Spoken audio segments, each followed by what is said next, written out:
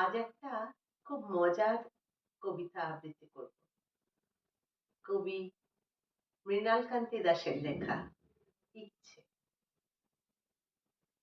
রাজা বলেন, মন্ত্রী মশাই, মুখটি কেন ভার?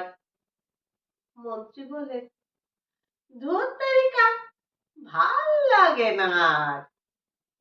রাজা বলেন, সে কি মশাই, বেতন কি দিই কম? মন্ত্রী বলেন, সেই কথাটাই বলি তো হরদম।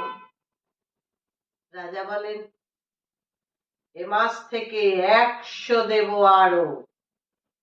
মন্ত্রী বলেন, আমি কি তাই চেয়েছি একবারও? রাজা বলেন, চাননি, কিন্তু ইচ্ছে 16 আনা। মন্ত্রী বলেন, এতেই আমি আহ্লাদে 8 খানা। রাজা বলেন, কি পেলে ঠিক শরীফ হবে মন? মন্ত্রী বলেন, এগে যদি পাই আপনার সোনার সিংহাসন।